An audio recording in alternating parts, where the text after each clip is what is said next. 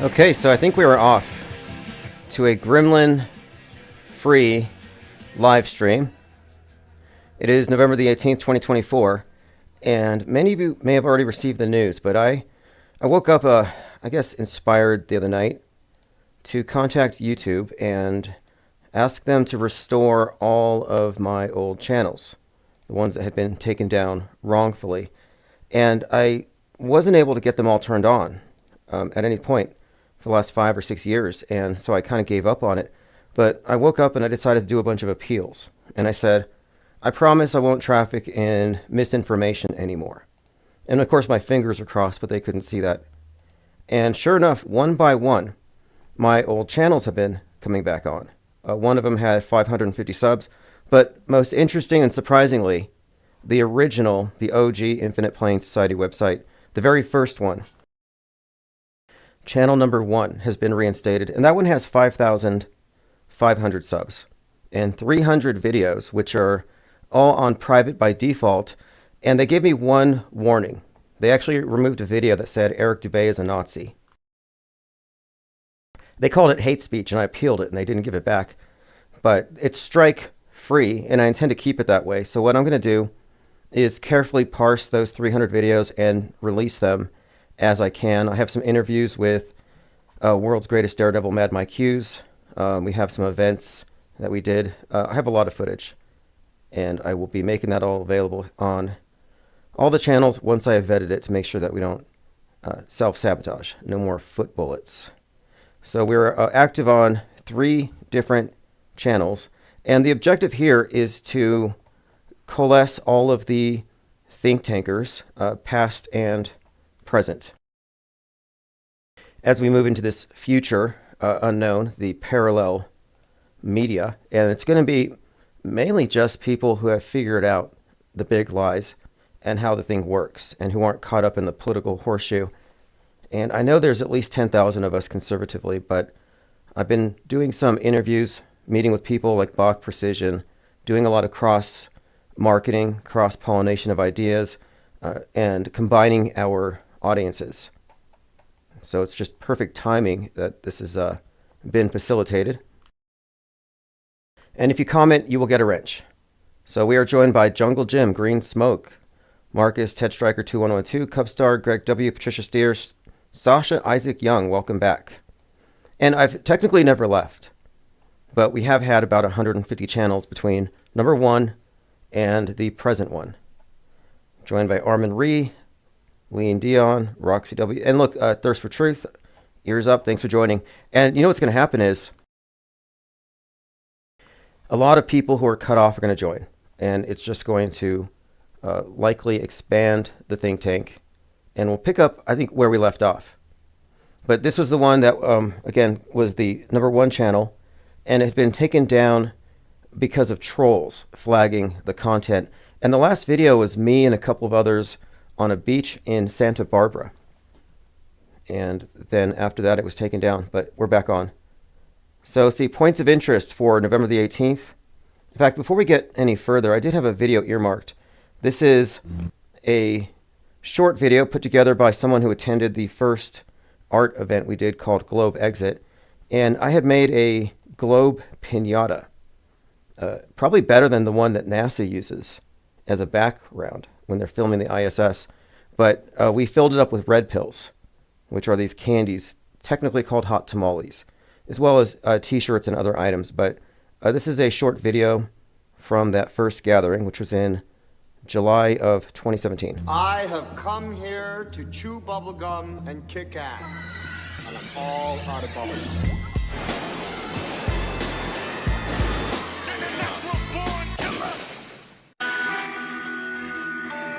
This is a historic event. We're inaugurating the whole Globe Exit. We're opting out of the spinning ball model. And if you're not a believer in this cult, why should you have to tithe? You don't have a carbon footprint, you're opting out of it. Nothing to worry about. You don't have to recycle. You shouldn't be obliged to spend money on propaganda meant to warp the minds of the kids. ISS, these government movies, you can opt out of that too. We're going to figure it out. If the Amish could get out of Obamacare, what can flat earthers get out of it? And we're going to find out.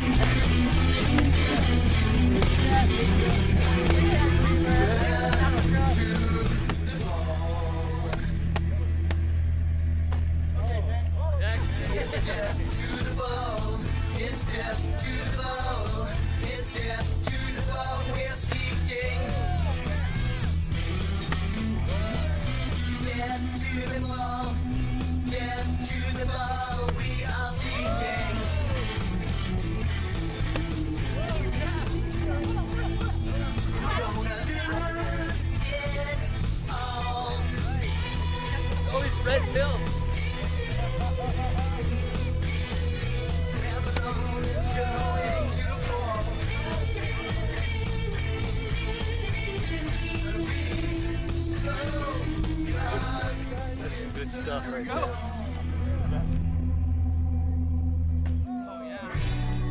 May she rest in pieces. May she rest in pieces. All right. Interesting day. I remember I confronted a group of quote normies, and we had a very unproductive conversation about a certain school shooting, and they were quivering. They were so mad. Joined by Flat Earth Revolution. Thank you for joining, Jennifer Reeves. Yes, Angst G. Last night was strange. We were somewhat sabotaged. We weren't able to get onto YouTube. It was like they unleashed all these channels, and then for some reason my stream keys weren't connecting. I thought it was because I didn't pay my restream bill, but that wasn't it. It was gremlins. But we're back on. Joined by Green, Smoke, Messianic Charlatan, Wage, Slave, Uranus. Any other aliens in the chat tonight asking for a friend?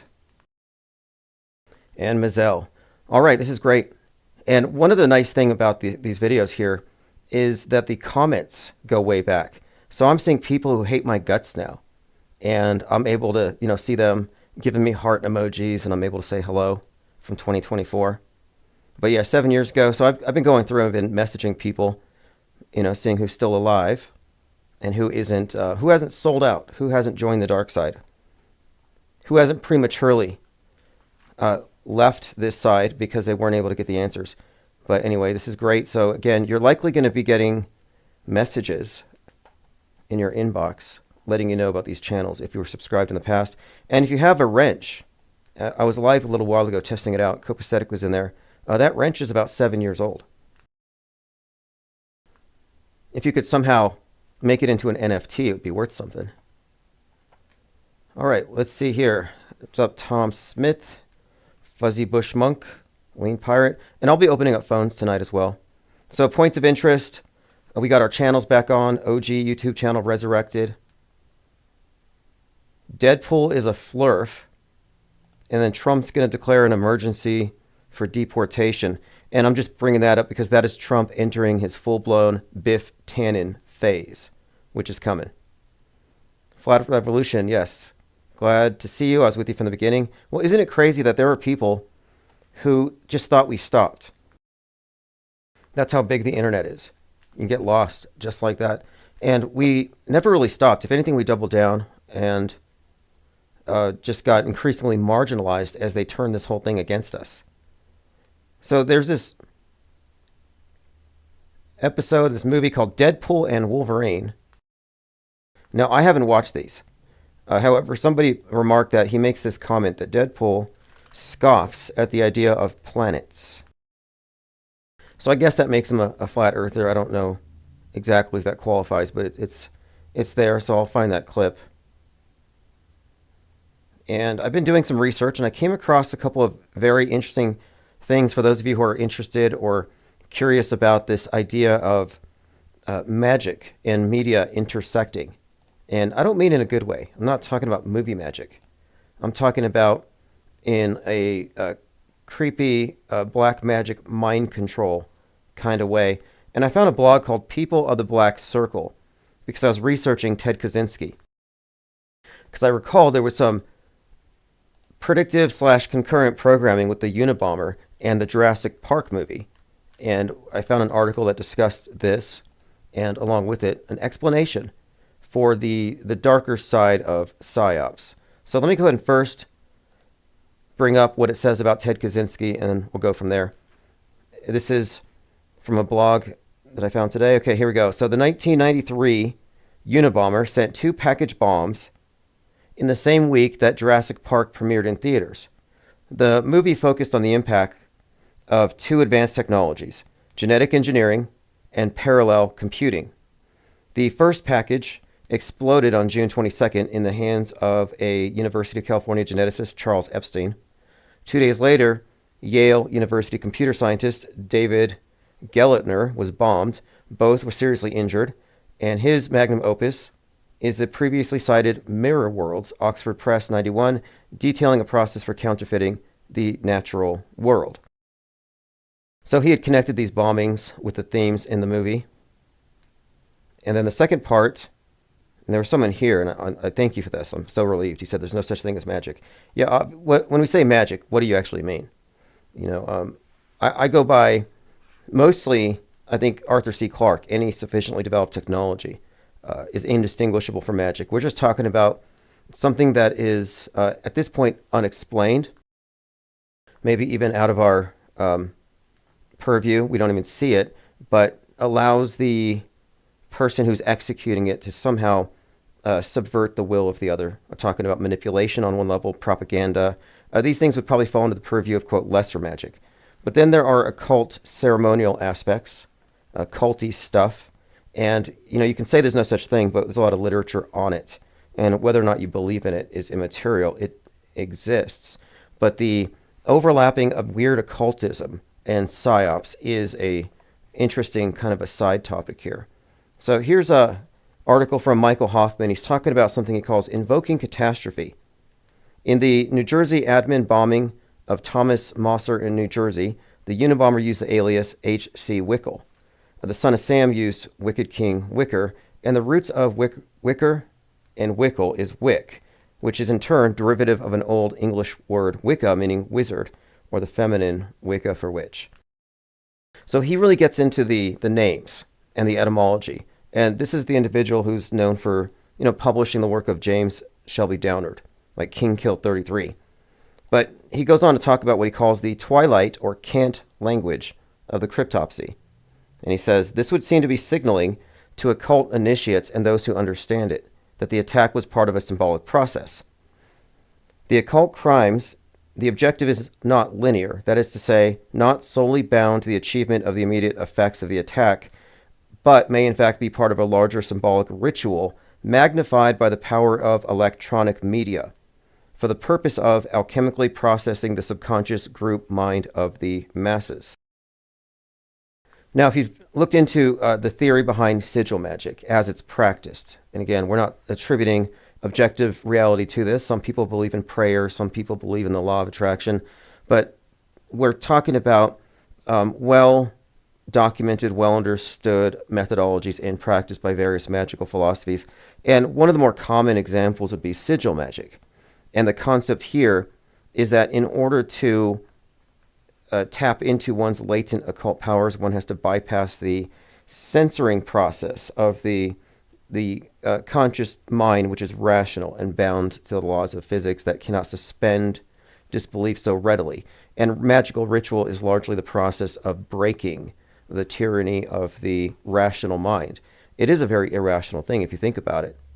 But what the concept here is getting to, this idea that your subconscious can be targeted without your awareness, that in order for this process to work, one doesn't have to be the one in control of it. It can be done to you, more or less, that you're, according to the theory and practice of magic as it's done today, you're just a matrix battery in someone else's big ceremony.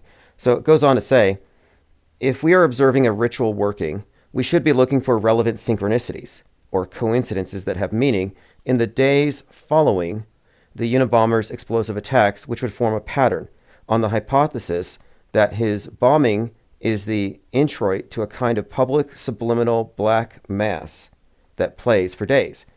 Consciously, we don't apprehend the connections, but our subconscious does, and it is the subconscious being addressed in occult ritual in a process CIA behavioral scientist Dr. Cameron termed, quote, psychic driving. And like other group mind imprinting, such as the Son of Sam series, the Unabomber has a high media profile as a communicator and having a message for the masses. I'm not going to read the whole thing, but this is just one particular take that might explain what's going on with regard to the occult undertones of the various psyops that are really undeniable. I mean, obviously you can see the scripting. You can see the various ways they borrow from movies, from myths, but the more arcane stuff, the esoteric, the stuff that people who study gematria pick up on, there's a meaning to it, and we've been working on unpacking this. So whether or not you believe that synchronicities exist, that anything has meaning, or that the human will in any way has any kind of effect on what follows moment to moment, whether or not you believe that, it does seem to be something believed by the people who are more or less running the show. Yes, Alan Smith, you caught me live. MJR says time for more deprogramming. Ears up. Thank you for joining. Says space junk. Yeah, Lean Dion, the Nipsey era channel had 12,000 subs. That's the one I'm trying to get back up. But I'm actually glad we have this one. This one has the original subscribers. The title of tonight's live stream is This Paradigm is Not Going to Shift Itself. And I was thinking about this because we were comparing the 4 different explanations for predictive programming, and our understanding of it has evolved with time. And looking at it objectively, I think we're all coming to the agreement that this metascript explanation perfectly explains the meaning, the real purpose of fake news, and how fake news results in fake history and what that actually means, big picture-wise. And moreover, how the predictive and concurrent programming fits into the big picture and who's behind it.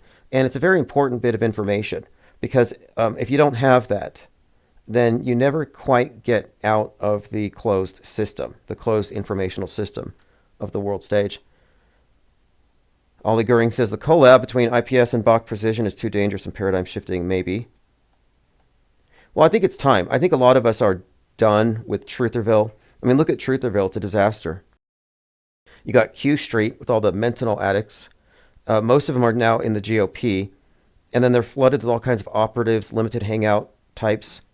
And you're automatically smeared in all kinds of ways. They used to call you conspiracy theorists. Now they call you conspiracists. And I think it's important to get away from that whole group because, by and large, it's highly subjective. And there's very low standards of evidence.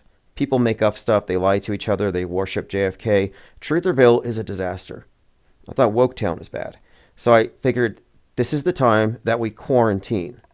And the quarantine means that instead of being part of the alt media ecosystem, we actually branch off into the parallel media, which means skeptical, which is fundamentally different. Both mainstream and alternative are passive news consumers. They don't have any kind of processing. They just automatically believe. The auto believer. And we need to organize on the premise of being auto hoaxers, of being skeptics. And all we're doing is we're applying skepticism toward media conceived as a whole. What's up, 1-800-SHED Dog? Says, I hope one day people make a film about Osmond and Tommy Wiseau from The Room movie called Disaster Artist. Haven't seen it. Mobius Trip, congratulations on the channel recovery. Yeah, it was completely on the random. I woke up and I don't hear voices, but I am compelled at times, and sometimes it's kind of eerie. And I woke up thinking I should go appeal all my old channels. Never occurred to me before. Why would they let them go? And as I started doing it, I started making my appeals. I started making these really silly promises, like I promised not to traffic in misinformation. And I didn't think it'd be serious, but then a few hours later, one by one, they started opening my channels. Alan Smith says, Tim, would now be a good time to meet and speak with Dr. Shiva. I'd go speak to him on his channel. I don't want to self-sabotage this channel, and his views are probably banned. I wouldn't be surprised. We'll probably have to go to, I guess, Rumble. But yeah, Dr. Shiva was running for office, and he's certainly an outsider. He called out Musk and all the hypocrites who worship Musk, which is good to hear, because this is why I said I was voting for Harris. I said I'm voting for Harris because I don't believe in voting, but non-voter participation is in fact a position that is considered valid, and I don't want to have a valid position because I don't believe in the whole thing. I want to throw away my vote as a protest against the lockstep conspiracy theorists who all vote GOP, who all vote Republican. So in order to make a point, I said, I'm not going to participate in this thing. I'm not going to vote for Trump or Elon Musk. So I have a real outsider position, and I see Dr. Shiva as someone who certainly has an outsider position. Lucid Streams, all these channels are fine. I'm not really sure if I have a preference for which one you listen on, because I'm going to be streaming on all of them. I'm just hoping that over the course of the next few days, this one brings back a lot of the old listeners or original listeners. And I'm going to be downloading these videos and uploading them once I've gone through So we have 300 videos to parse. Ted Stryker says the channel appeals may have something to do with the trial. Yeah, it could be. It could really be. It might even be the fact that so much time has elapsed that the people who are contracted to maintain this censorship, all these video flaggers and whatnot, have been fired. Who knows? But whatever it is, I just had this compulsion to awaken these channels. Plus, I had gone to bed thinking about how do we coalesce all the people who are. It was after I talked to Bach Precision. I was making an effort to really market this demographic. It has to be self-aware. It has to be a self-aware demographic that aren't truthers, that aren't the group that the media is constantly impugning. We're not Alex Jones clones, but rather we're completely separate and distinct. Okay, let's continue. What's up, Pippi Langstroth? Yeah, so we're on multiple channels, but you could just go to ips.monster and just pick one. This one's likely going to be the permanent one I use, depending on how many people jump on. That's a good question. Out of 5,500 people, how many are still active YouTubers? Okay, so we were talking about invoking catastrophe, just some strange arcana. Let me play a clip here. This is Dan Aykroyd in the movie Sneakers, where he's talking about the cameras that NASA used when they faked Apollo 11. Okay, boss. This LTX-71 concealable mic is part of the same system that NASA used when they faked the Apollo moon landings. Had the astronauts broadcast around the world from a soundstage at Norton Air Force Base in San Bernardino. The astronauts broadcast from Norton Air Force Base in San Bernardino, California. So work for them. Shouldn't give us any problems. What was it that Ukraine Vids used to say? Truth in movies, lies in the news. And that's certainly true. And that's probably structural. That they tell you the truth in the movies and lies in the news because they're intentionally conflating real and fake. They merge the movie world with the news media. And the constant vacillating between the two is what keeps us in our dream state. And I'm pretty sure that when they're blatantly honest in movies and they lie in the news, it's part of the great mind F. Mass cognitive dissonance. And you know where you can fix that. There is such a thing as cognitive harmony, which means that your internal map of the world matches what you live in. And that is on the other side of the screen. Okay, moving on. Oh, Ukraine Vids. I'm sorry, Russian Vids. He had changed it to Ukraine Vids in support of Zelensky. If you're familiar with him. Then he changed it to RV Vids, and he started driving around in an RV just spreading the truth from his megaphone. Or that might have been an episode of South Pole. I gotta check. I want to point out that the IPS is the only standard bearer for applied skepticism directed toward media conceived as a monolith. There are millions and millions of people looking for something more to explain the discrepancies between the televised version and the real thing, but they don't know that their internal model has been turned into a Truman Show. They're not the director, and that is a problem. Got a message here in our Gilded from Cupstar, who's watching the new Dune, and I like Dune. I haven't seen the original. I like the whole Dune universe, and Frank Herbert is rather incredible as a writer and as a thinker. So here's a quote from the Dune Messiah, and this is what I think when I look at Normieville, when I look at truthers, when I look at wokers, when I look at the people who are in the box. They are not mad. They are trained to believe, not to know. Belief can be manipulated. Only knowledge is dangerous. And lately we've been spending a lot of time talking about the subjective world of competing belief systems that all coexist in the dark, divorced from objectivity, because there is none. There's a little bit of objectivity at the top of the capstone level, but even the programmers are themselves highly programmed by necessity. It wouldn't be the case that the people who run the shows are all in the know about all the various deceptions, the big picture. Only we have that privileged information. And we didn't have to take any blood oaths, did we? We didn't have to go through any kind of compromising ordeals. We just stepped back a little bit from the screen.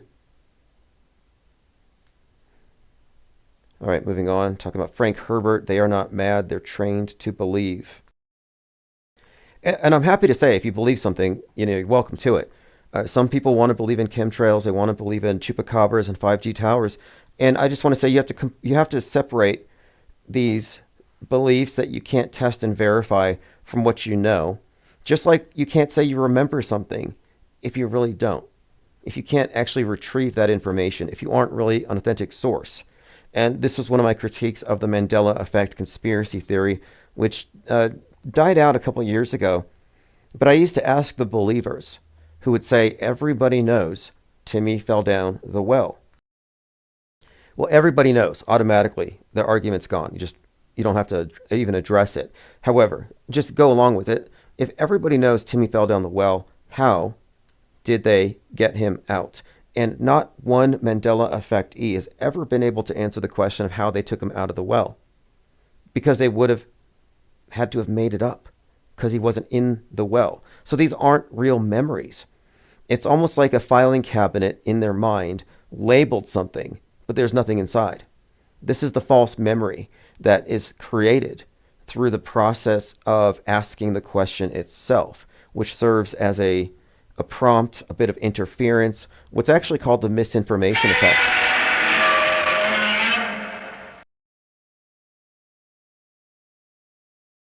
All right, thank you for feeding the Cracklin thirst for truth. We appreciate your support and your participation, as always.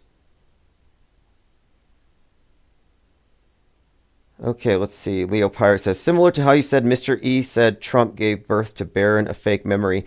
I didn't say Mr. E said Trump gave birth to Barron, but I'm saying that the people who say that all presidents have been women and that Harris would have been the first male president, like the people who think everything's inverted are kind of stuck with trying to explain the families. So you're saying that Melania couldn't have given birth to those children, which means Trump did. So then I start looking at the ages. And I'm like, I don't think a 60-year-old Donald Trump could have given birth to that Nephilim child. I don't believe it.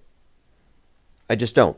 And it's somewhat in the realm of possibility, but the age of 60, I don't know. That's tricky. And so then instead of responding to this obvious flaw in their model, they say to me, oh no, these are surrogates. Okay, so now your theory isn't only that everybody's the opposite, but that everybody has a fake family. It's all made up. Like, what is their actual theory? What is your coherent view on this thing that you can't even prove?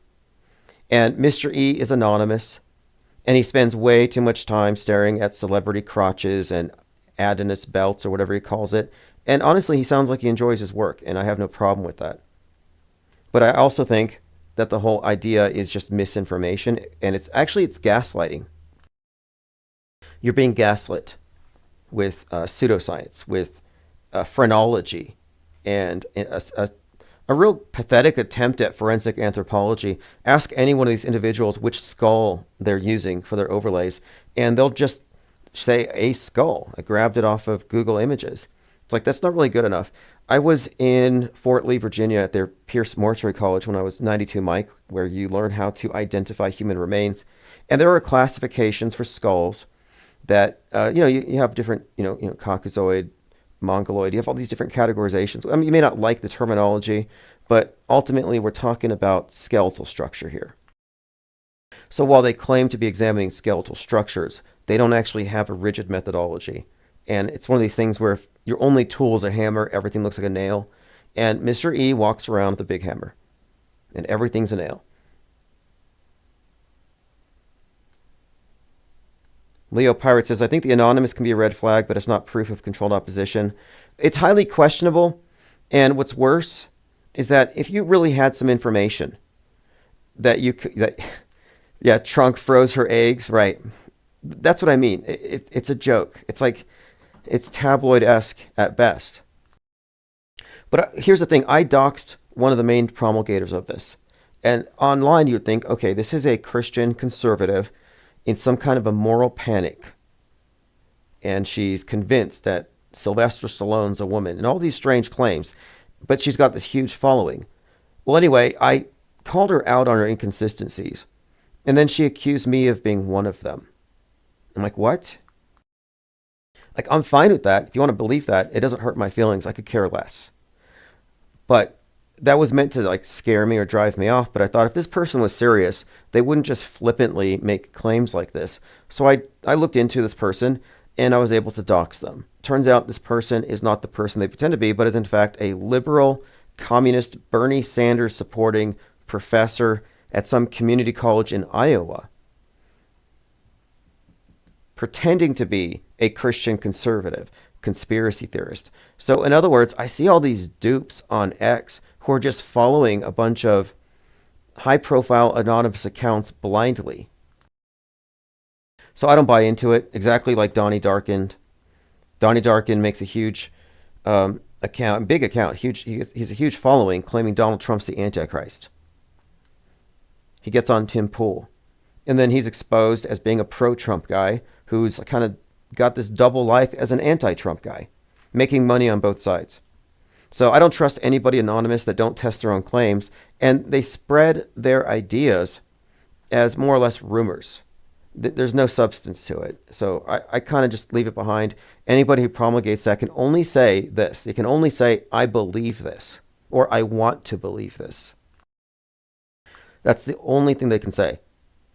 But I just wave my Hitchens razor at them, which is anything asserted without evidence can be dismissed without evidence. And you save yourself a lot of time.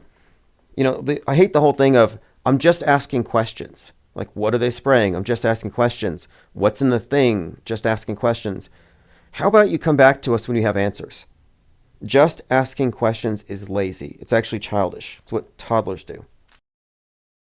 If you're a grown-up in the age of information and you know how to Google, then you shouldn't just be asking questions. And this became a thing with QAnon, which is basically the Riddler. Q asking questions. He never gives you any answers. He never says, this is going to happen on this date. It's always cryptic and vague so you can read anything into it. You know, there are more Q drops than Bible verses. And the cult of JFK worship is going strong. And speaking of which, on 11/22, a couple of movies are coming out that are worth noting, Gladiator 2, but there's an album, Marilyn Manson, One Assassination Under God. One Assassination Under God.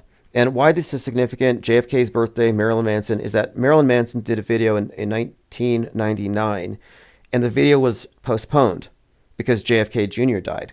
And in this video, JFK was the second coming of Christ. And Marilyn Manson played JFK being assassinated. Then they had JFK on a cross. They had his picture. And then the video this is based on a script for a movie he never made called Hollywood. And he said, Manson said, that in this script, it was about the second coming being JFK and he gets killed. So the world's waiting for the third Jesus, which would presumably have been JFK Jr. But JFK Jr. died right as the movie came out, as the video came out, and Manson issued something of an apology for the curious timing, and he said it wasn't intentional, of Coma White. So the video is called Coma White. It was with Rose McGowan, and to be honest, her name Rose is highly significant in the context of this narrative of JFK as Christ. But yeah, Manson as President Kennedy, McGowan as Jacqueline Kennedy, other bands as Secret Service. But when it was released, it sparked controversy, and it explains here that the timing of it with JFK Jr.'s death was unanticipated, as though you could have planned for such a thing. Manson said the script had the idea there were two previous Christs, Jesus and JFK, and they were waiting for the Savior, the third one, who would be President White. The video recreates the assassination of John F. Kennedy. He wears a suit, goes on to say, moments from the Zapruder film, you have Jacqueline Kennedy climbing on the car. At one point, he climbs on a cross and he's paraded through the streets.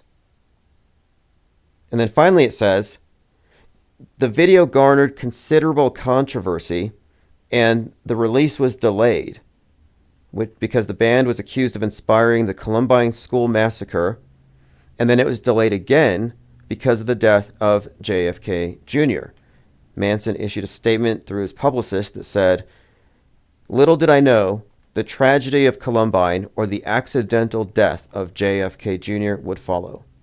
This was not meant to be a mockery of Christ and JFK." Unreal. But this is, again, I'm bringing it up because this is literally what the QAnons believe 20 years before they even existed. And then, moreover, his next album about an assassination comes out in just a few days. David Pecker says Manson never saw a prison cell. If you're talking about Charles Manson, no, I don't think so. MJR says, thank you for your service. Yeah, I appreciate that. You know, I had good intentions, but I was horribly, obviously, naive and stuff. But I think it's fascinating to look at the different worldviews that we have. And it's notable that the military consists of auto believers by default. I don't think you could be a media skeptic at the level that we practice here and function in that environment. It'd be very problematic, I would imagine. Because we're actually challenging the authority at a very deep level or the integrity of it. Like, I would even contest the idea that we have governments, plural. Like, I would actually say that we have a government, it's monolithic, and it spans the entire world. And it's only divided as a form of gaming the system to keep us in a constant state of info war. I really appreciate the support there, Flat Earth Revolution. And yeah, we're accelerating. You know, we never stopped. We hit a few road bumps. I'm in the middle of litigation with YouTube and stalkers, etc. But we are in the process of what I call auto hoax accelerationism. So you're back at a really good time. But I can point out from experience that I was brainwashed into believing in nukes and fallout and all this stuff. And I think that might be the purpose of the military. Not to actually do the things they're trained for, but to make sure everybody believes that these scenarios are even a possibility and we need to be protected. And you're not allowed to have the Geiger counter. It's contraband. Well, someone gets a hold of one and he finds out there's no radiation, that everyone is locked down under a false premise. Now, that could never happen in real life, but it's an interesting story to consider. I mean, Leo Pirate says, William Cooper wrote in his book that the reason he got as far as he did in naval intelligence was because he was part of DeMolay. Yeah, William Cooper went up to Q clearance. And he did suggest that his DeMolay, Jacques DeMolay, burned at the stake, that was his in. It's the Masonic youth group.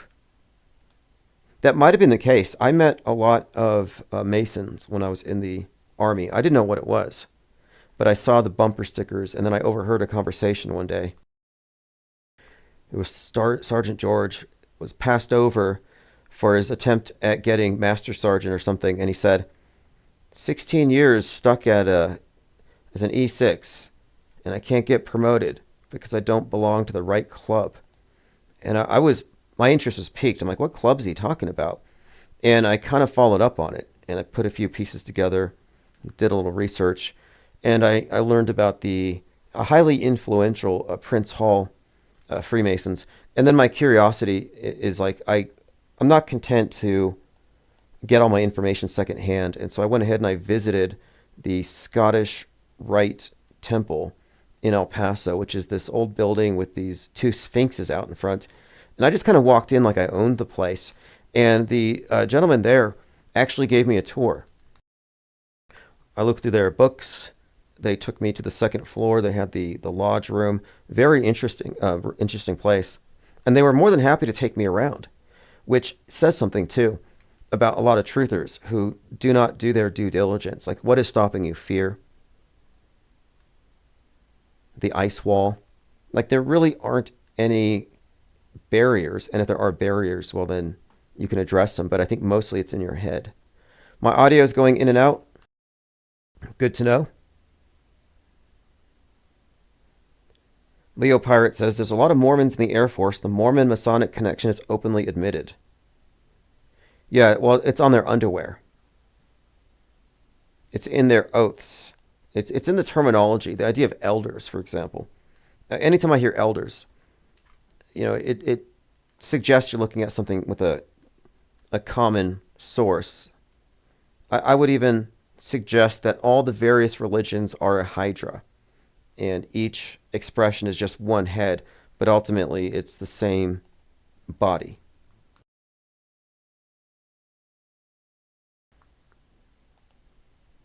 And just to be clear, I don't think any religion's better than any other, so I hope no one gets offended. I think they're all equally valid or equally invalid, depending on how you look at it. Okay, I'm going to open up phones here shortly. I want to go through, we were talking about Frank Herbert Dune. So know your friends, your family, your neighbors, the people you run into every day, they're not mad. They're simply trained to act that way. As I've been saying, they've been given mind aids. Okay, let me get back to this. Cubstar is watching Dune, and he had this to say. I just started off the first episode of Dune Prophecy.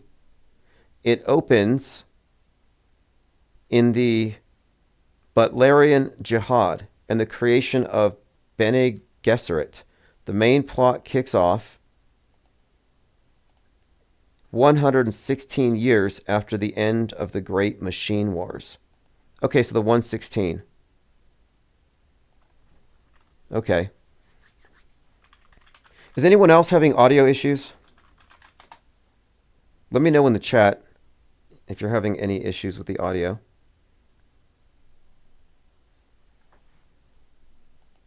Yesterday was terrible. Yesterday we were inundated with gremlins, and it took a little while to get it flowing. By the way, I have some shirts available, as well as mugs and other items that all say, the paradigm is not going to shift on its own. The paradigm is not going to shift on its own. And I thought about this yesterday when we were talking about models for examining or understanding media. So, for example, the mainstreamers and the alt media are more or less passive. You can say that they're watching their sources and they're taking it all in. But there's no immediate, almost knee-jerk rejection, or rather pause of an examination and critical thinking about what they're taking in, because they trust their sources. And if you trust your sources that much, to the extent that you're very trusting and you're not fact-checking everything, I think you could argue that you might be a passive consumer of information, which makes sense. A lot of stuff you don't have to question. You're getting a weather report, or you're listening to traffic reports, or whatever it is. You don't need to be on guard. And I think then that this habit of trusting is exploited. And that's the main thing. It's through habit and tradition. And this is why I say that the government more or less gives us mind aids, that collectively we are encouraged to be passive consumers, which means trusting. It means faithful, having faith in media. The alternative is to be an active consumer of media, but obviously we don't all have the time to go through every news item every day and then source it, fact check it, and decide if it's real or not. Because every day we get at least 48 hours worth of news into our feeds, which doesn't leave us a lot of time to live if all we do is parse the information, just kicking to keep your head above water in the sea of irrelevance. But what we have done is we have come up with a number of heuristics, a number of axioms when it comes to your personal method of consuming news that can help you categorically reject certain types of claims, categorically ignore entire propositions based on how they're framed.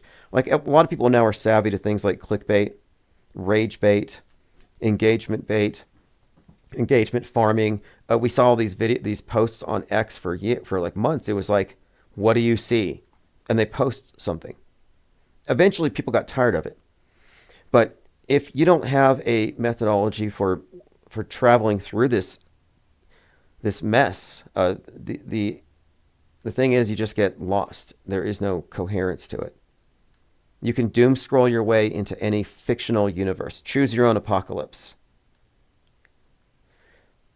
But the skeptic isn't bound by any sort of obligation to believe everything until proven false. So, in other words, we can pretty much more or less rest comfortably on the fact that if something is real, it'll have evidence attending it, and they never present the evidence immediately. So you can already decide that you don't need to immediately emotionally respond to every news story. And we've been watching this election cycle and how programmed people are. And it's just memes. And they don't even care if it's true anymore. Like 1 minute they're saying the Hells Angels are traveling to Aurora, Colorado to fight off the Venezuelan gangs that have taken over apartments. Now, that never actually happened. None of that happened. There was a motorcycle rally going on in Colorado. I think it was it Greeley, Colorado? Just a motorcycle rally. It wasn't Hell's Angels. But people took videos of these motorcyclists, called them Hell's Angels, and claimed they were going to Aurora to fight for the American gangs so that their jobs don't get taken by Venezuelan gangs. Now, that story isn't true, never happened, and yet it was talked about on Joe Rogan as though it happened. It's completely subjective. And it also showed you the standards of evidence are super low. You know, a couple of years before this, we had, I think it was Jade Helm, but this idea that the National Guard was going to take over and they're going to put us into FEMA coffins. And I would see these videos of FEMA coffins. We'd see videos of tanks on trains. And the rumors would spread that everything's about to hit the fan. They're going to take the guns. We're all going to die. Well, it turns out that FEMA coffins don't exist. FEMA coffins are a hoax. I mean, that's, one important fact here.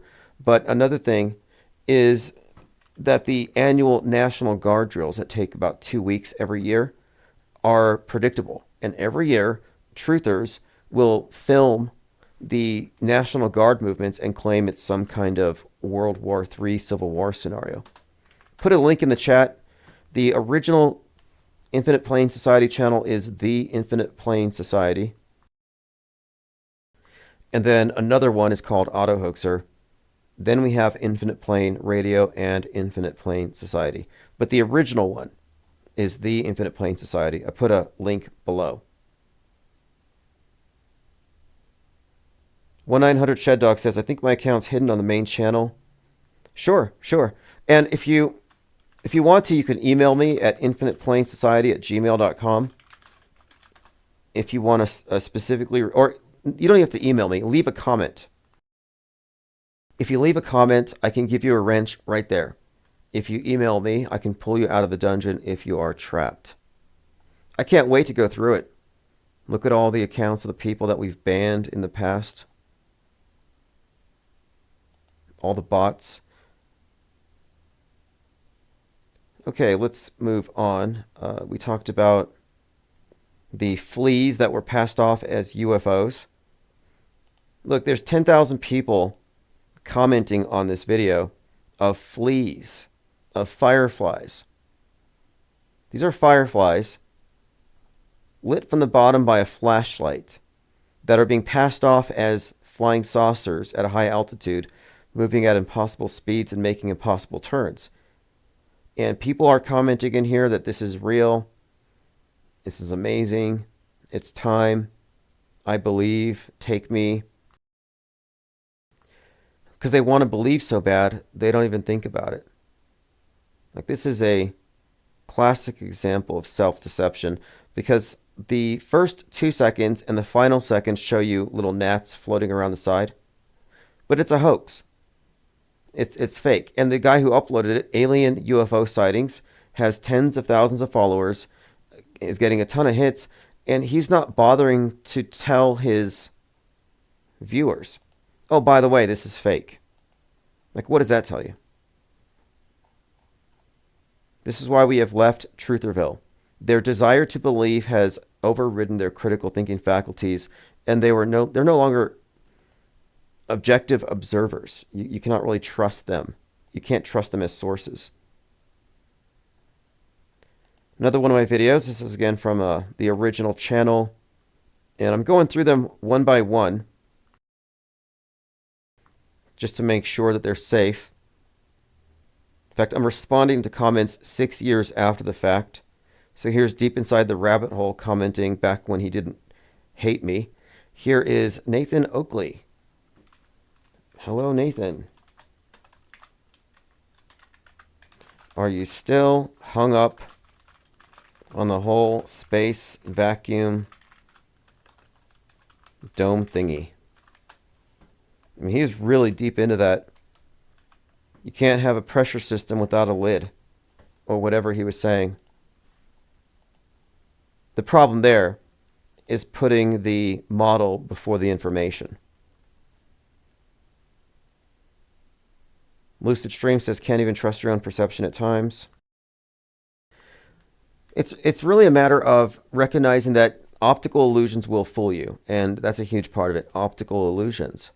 Like a magic show only works if you're in your seat and you're looking at it from the frame that the magician gives you. And the TV, the screen, provides a frame, but it's not enough information necessarily to debunk or even to believe something to be true. For the most part, people are low information believers. High on trust, low on information. So they don't have any kind of a intellectual high ground over media critics. So you should never feel bad for not believing. So when I was talking to Bach Precision the other day, I alluded to these very public occult rituals at the Super Bowls. And I wanted to just go ahead and substantiate that a little bit here and show you this is indeed a pattern. This is the Gnostic Catholic Mass. This is the super mystery Babylon, I guess the Super Bowl fertility rite. I mean, what are you going to call this? It's in front of the public. This is a Mass. It's the Gnostic Catholic Mass. And I'm not going to get into the details of what these things actually mean as far as the Great Rite. You can look it up for yourself. But here's Rihanna in red, pregnant moon bump showing, descends from the sky like in the stars in the background, goddess imagery. But the red is what I'm drawing your attention to. And all of the dancers are in white. It's significant that the dancers are in white and they are male, and then she is in red. Next slide. The following Super Bowl, you have Alicia Keys, similarly dressed in red, and Usher in white. And not only is he in white, but he has a phoenix on his shirt, which is a Christ symbol. So you have the Christ Magdalene pairing, Isis, Osiris. This is the god, goddess. But the red and the white is how it's performed in the modern New Age Mass, the Thelemic cult. They call it the Scarlet Woman, the Scarlet Witch, the Babylon working we often reference, specifically refers to this. And then it's been announced that Kendrick Lamar is going to be performing at the next one. And here he is. And again, note the pattern. He's in white, and he has a crown of thorns. Obvious Christ reference. And the dancers are female. They are in red, and they're smearing blood on him, which is highly symbolic because we're talking about blood in the sense of the Catholic Mass. We're talking about wine and bread, the blood and the flesh. The Gnostic concept of this has the goddess and the god equally represented here. But the goddess is represented by the chalice. Kendrick Lamar is performing a song here called Heart Part 5.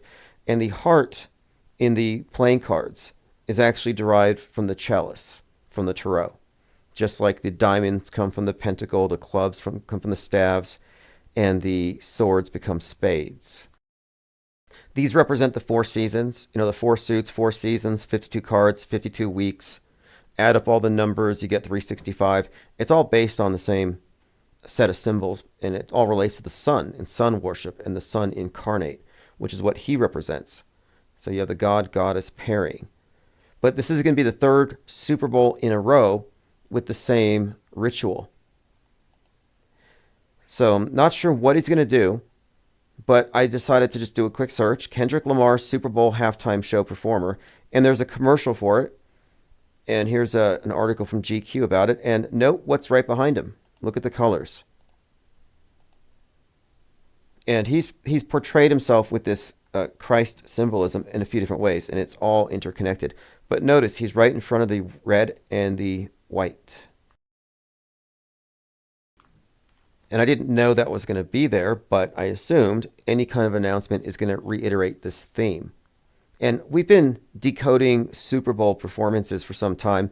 It's also notable that it happens on the Sunday in February that you would consider Candlemas in bulk, which means in milk. It's a sun worship thing where they're weaning the sun god. This is why Janet Jackson had the wardrobe malfunction, bare-breasted, sun on her breast, and then Justin Timberlake is the representative of the sun god. So I'm looking forward to the next Super Bowl. Thirst says hi, F-E-R. Pretty sure he's dead. I'll send him some messages, but I followed him on one of these sites like Spokeo where you can stalk people based on known email addresses. And he added some email address, he joined some social media, and I got a notification. So I figured out where he lived, and I was making arrangements to go pay a visit with some friends and create some content. And next thing I know, I get a notification of his death date. I haven't found his obituary yet. And I'm not happy about it. I want all of our enemies to live long enough to see what we do with this thing.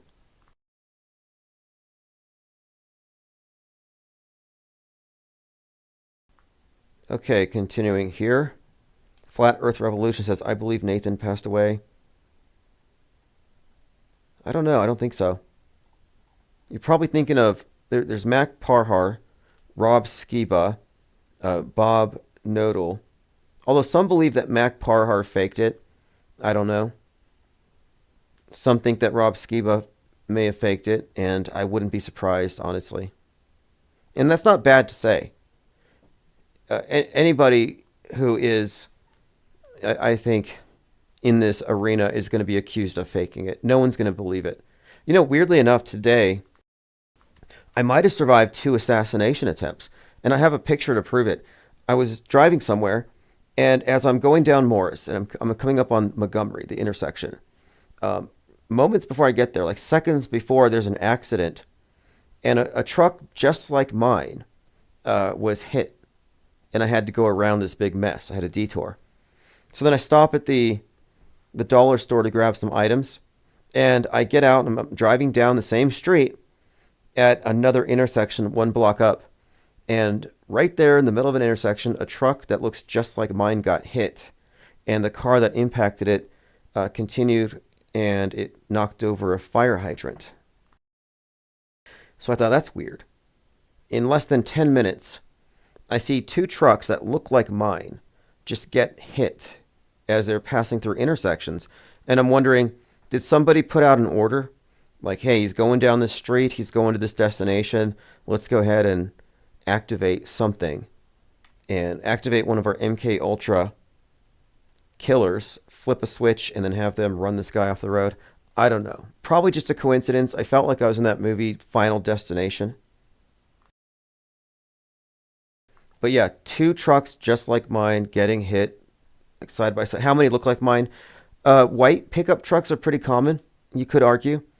But 2 accidents back to back on the same street, same corner, both hit by eastbound vehicles. Now, I'm not saying I believe in assassins that drive around and run people off the road. However, I was watching a movie a couple of days ago, and there's this scene where this character puts a neck brace on and a helmet It's actually the movie Focus with Will Smith. So he and his girlfriend are trying to get away with a lot of stolen money, and the other guy has to stop them. And so he puts a neck brace on and a helmet, and he crashes into them. And then he takes off his helmet, he takes off his neck brace. His airbags, of course, were deployed. And then he pulls them out of the vehicle. So it's kind of funny is last night I was watching a movie where someone uses a vehicle deliberately to take somebody out and wears a helmet knowing what he's going to do. So I thought that's kind of funny, but that isn't what I'm saying happened. I'm just saying it's a coincidence. Does Goldfinch have a penguin voodoo doll? Yeah, that's what I mean. It sounds like witchcraft. It sounds like voodoo. It's just coincidences. I'm willing to say it's just coincidences. I mean, if you're that sophisticated to where you have drive-by assassins willing to crash their cars, they'd be a little more careful. Lucid Stream says, add a target decal on either side. MJR says, we won't find the origin of coincidence until we are in heaven. Right. Well, are there even coincidences? Well, technically, yes. But then there are significant coincidences. Then there are eerie coincidences. And then there are synchronicities. I happen to think that a lot of synchronistic messages or significant coincidences are the result of one's self. And that it is the aspect of the self that is not bound to the body and the here-now space-time, but the non-corporeal, non-incarnated aspect that might have a little more insight and possibly even creative control.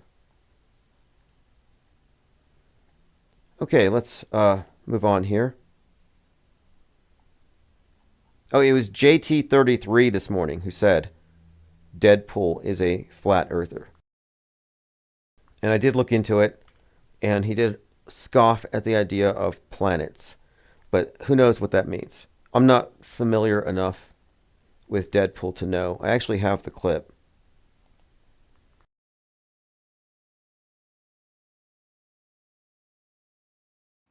Hey everybody, this is a little clip from Deadpool 2, and I hope this one works on YouTube. I hope I can upload this one, but just watch. Can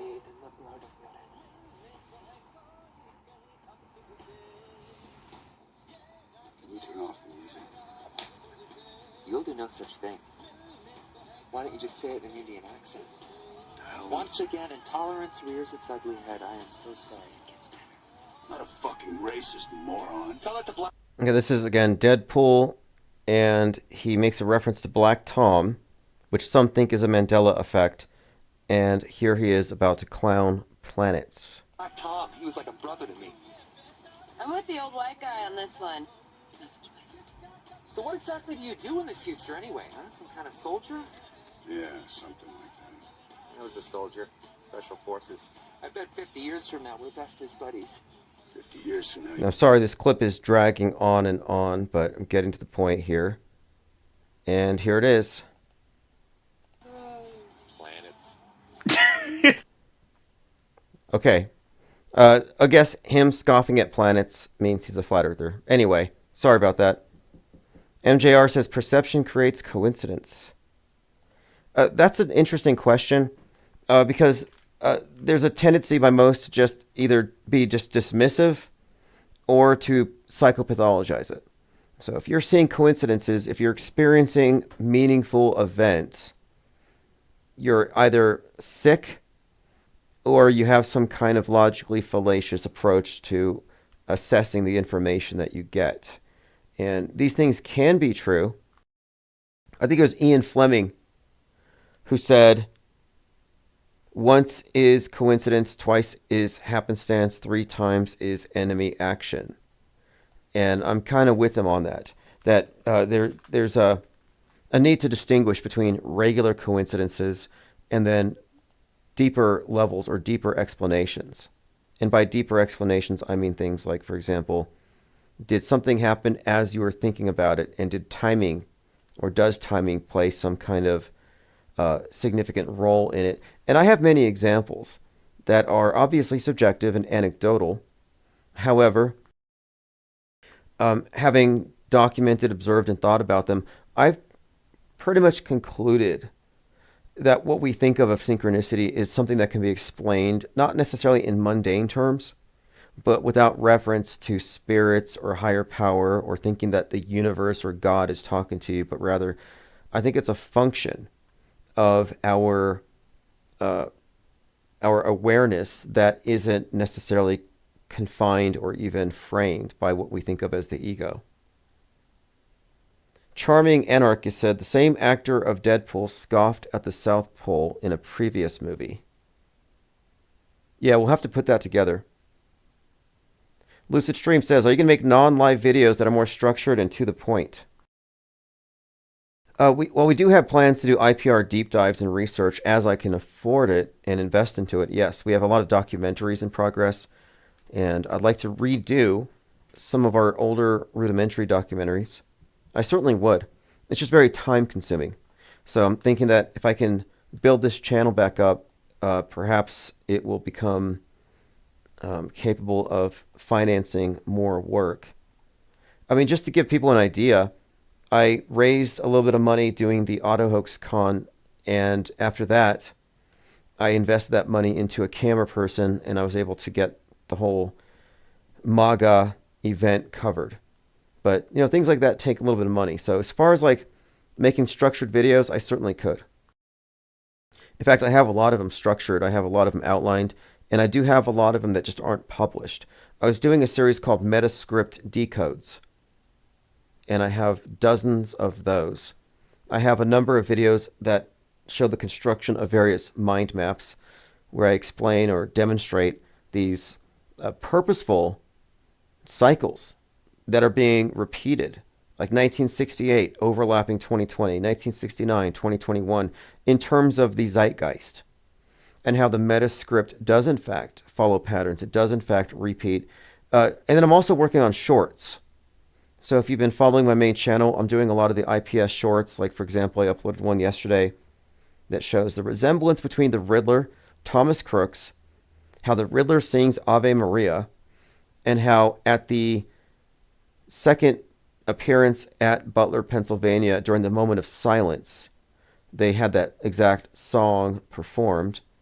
So I am putting together a lot of things that people can, I guess, reference. Although my objective, again, is I'm not trying to reach Normieville. I don't want to oversimplify things or try to engage in the Socratic method and breadcrumb people, or in any way try to offer a sort of a belief system to people who are believers, because this is not a belief system. I'm not telling people what to believe. I'm far more interested in people who've already figured out that you can know what's knowable and know why certain things aren't knowable and not accept them as true just because a lot of people believe them. All right, let's move on here. This is a bit of predictive programming from 2015. Take a look at this. This is pre-Q and pre-MAGA. What do you see? Okay, that's the male symbol, but it's cracked and it's pointing down. And this obviously means something about males in America today from the perspective of, I guess, the right in particular. You know, where we see the Nick Fuentes and the Andrew Tates, like, what are they responding to that makes them feel like they have been emasculated? And then this also ties into Barbie feminism and how Ken remains just a nub. He remains just a doll, and she becomes a real woman. But then also, within this male symbol turned down that looks just like a Q, you have a sad individual with a red hat. And again, this is pre-MAGA, pre-Q. And so I would just put this in the annals of predictive programming. The Economist has plenty, and this is just one other example. So this is MAGA hat, Q, whatever this is, it's just indications of where things are going. The Economist is like It's almost like an oracle. If you go through these various covers, they're worth unpacking. It's like tarot card divination. Read the future. Another one is is time. The Atlantic has been pretty well represented with predictive programming as of late, and I'm frequently referencing the Atlantic. We all remember that on 9/11, Time magazine released this issue, Trump in Trouble. And it has him backing out of a sand pit. And this is just days after someone on his golf course planned to shoot him. And then, of course, you have the Atlantic just right before his ear was shot. We were looking at this and talking about it, where the Atlantic shows with, I think, specific detail here, exactly where Trump was going to get shot. And more recently, and I've made another post about this, the Atlantic released another piece that says, Trump won, now what? And as you'll see, this other cover that they just released is even more gruesome in its insinuation. This one looks like a post-mortem. Trump won, now what? The United States is about to become a different kind of country.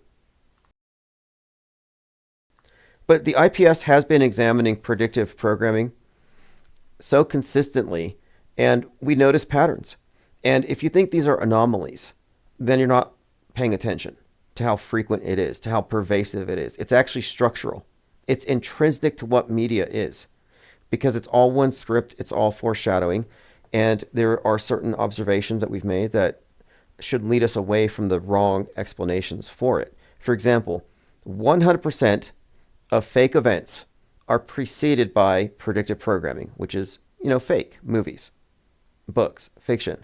But also, all of the predictive programming is followed up with fake events. These aren't real events that are ever forecast, that are ever prophesied. And that's a key point, because if they're fake events, then you can rule out the previous explanations for why it's being done. It's not wizards telling us bad things that they're going to do, trying to dodge karma, because they're not doing bad things. It's not the universe or God telling us, oh, this is going to happen, because God or the universe wouldn't try to drop hints to a small group of people about something fake without telling you it's fake, unless God works for the PSYOP entertainment complex, unless God's a liberal Democrat. Because if you look at another aspect to all of these various PSYOPs, there's always a political agenda attached.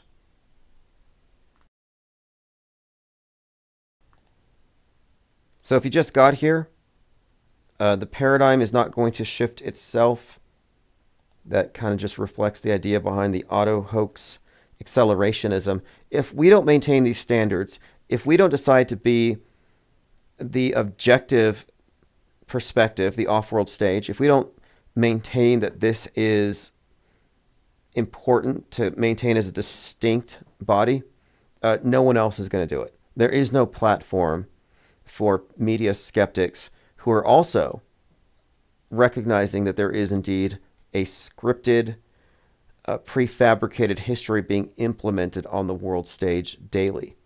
There isn't an organized body doing this, so it has to be us. So that's why I say the paradigm's not going to shift itself. Not that it's like we're trying to save the world or anything, but we are trying to preserve sanity, like an oasis, at least for ourselves. I mean, how many of us are there? How many of us are not apathetic, who don't want to put our heads in the sand, and are actually entertained by breaking down the propaganda matrix? Because I do have to point out that this is indeed, it's conspirataining, it's entertaining, it's edifying, it's educational.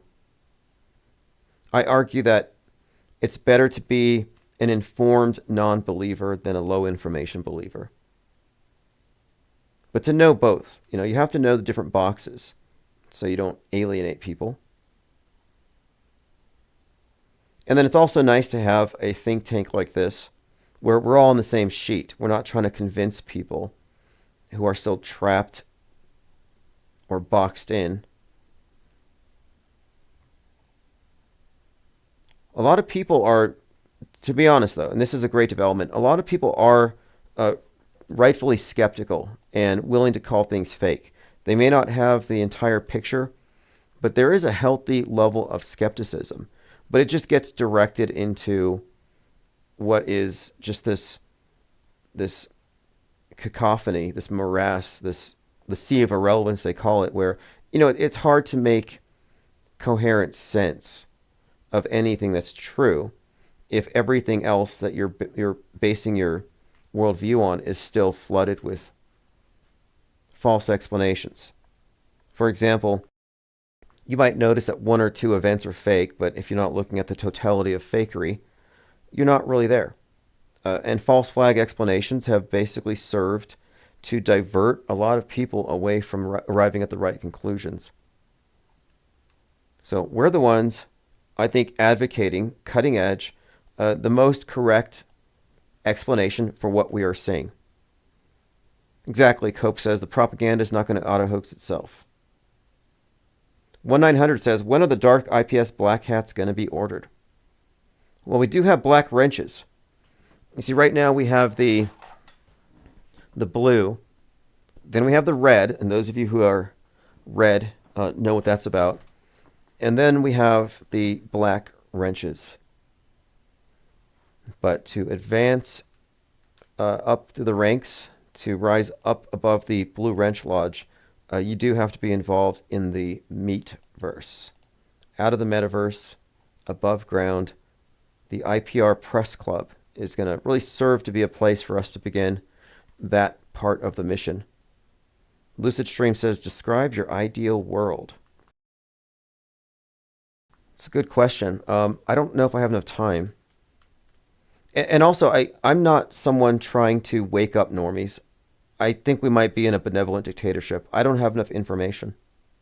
Like, we might be messing up a good thing. We might be perhaps removing something that allows the masses to maintain some semblance of sanity. Like, maybe it's really terrible out there. Like, whatever it is. Like the movie The Village with the monsters that keep everyone confined. But maybe the monsters are real. I tend not to think so, though. But personally, I'm of the opinion that we are treading into areas that we're not supposed to be in, that this is top secret, that nobody gets the security clearance to put all these different boxes together, because everything's compartmentalized. You got the fake terror attacks, you got the fake shootings, you got the fake space, you got all these aspects of fakery that are very compartmentalized. And we've taken the approach of looking at it from the world view, the big picture on down. So there's a lot of people who will say, well, Vegas was done by the deep state. No, you're wrong. Vegas wasn't done. There is no deep state. It was a movie. And then, of course, you have others who will be very suspicious about a lot of things on the ground, but then they still believe the big picture that NASA provides us. And the problem with that, and it's not about the shape of the world, but it's that our worldview is coming from one source, that it's not separate. And NASA, Elon Musk, the various space agencies, they're all on the same sheet. And that same sheet is putting us into Truman shows. And the Truman Show is in your head. It really is. It's your internal map of the world that they control. But if you've never considered it as a model and looked at it as just one option, you may never have any reason to question it. Like, what's so wrong with it? What's wrong with normies? Aren't they blissful? Aren't they happy? Well, yeah, in a way they are, but they also are subject.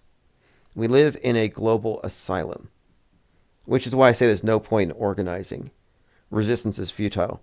You cannot organize the patients to take over the hospital.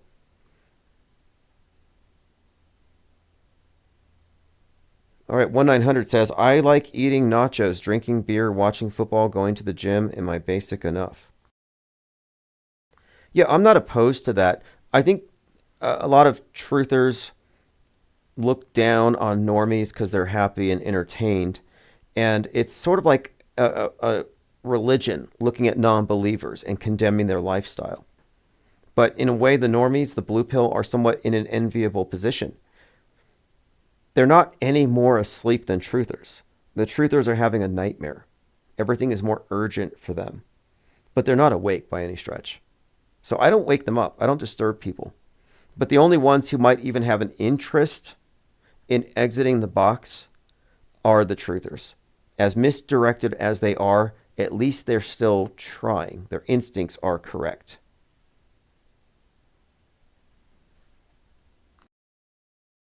But as far as ideal world, I don't have an answer, but I do have a purpose here. And our purpose is to have this splintering in worldview and have an entire branch of media outside the control, outside of the assumptions and presuppositions of the mainstream and alternative. And then once we get our numbers, we have further objectives. But numbers first. Numbers are compelling. When people see the numbers and what comes of it, because there's something that's going to happen. And I hate to be too specific because I don't want to telegraph too much. I would prefer that we're underestimated until it's too late. And it's just about there anyway. Okay, I do have a few things to take care of this evening, but we're going to be live much earlier tomorrow. Disease X is still spreading these days. It's misogyny and it's offensive text messages targeting Hispanics, LGBTQ, and blacks. The FBI is apologizing for that. And again, they are bringing out these ideas of like hate influencers like Fuentes who offend everybody, offend the feminists. They're doing this to get the public to acquiesce eventually to censorship, to locking down the internet in the same way we locked down the world in 2020. But they're going to do so for the purposes of quarantining the cyberspace commons from disease X, which is largely going to be coming from X. And disease X refers to mind viruses. Mind viruses don't exist, but they convince the public these things exist, and they've trained us on the pandemic model, and they've conflated the two. So the next phase of this entire operation is when they get the public to treat mind viruses as real. Like, oh, we have isolated the mind virus. This can spread and cause violence and real death. And they've been making the case for some time that the mentally ill are dangerous when exposed to certain types of information. So those of us mind virus super spreaders who are asymptomatic and not crazy are in fact great threats to society. So society needs to be protected from us, and we are going to be asked to mask our minds. Okay, we'll continue this tomorrow.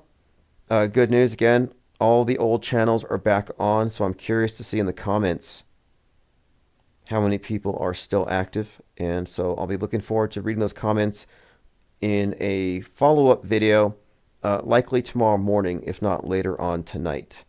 This is Autohoaxology by Symbia.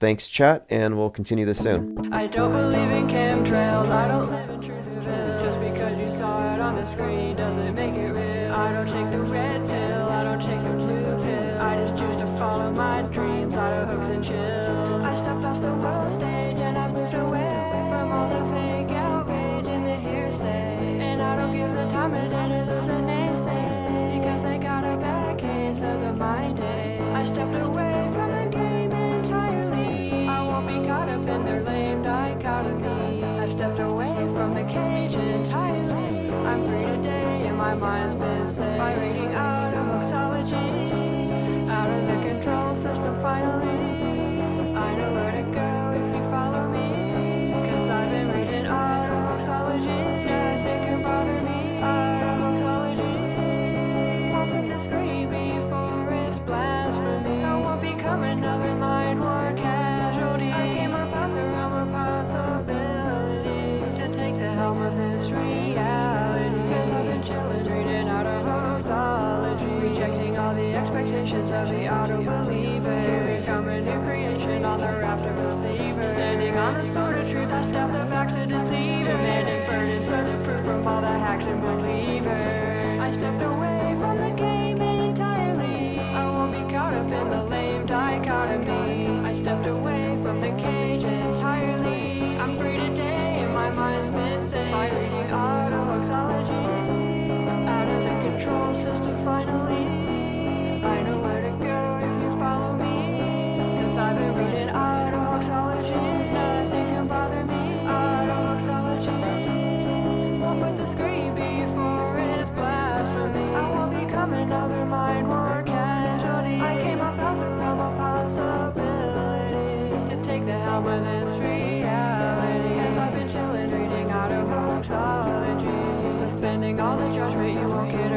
action. Won't defend it, I won't budge until I get all the facts in. I won't argue with the bots about the next current thing. Crying over the fake bodies like a bitter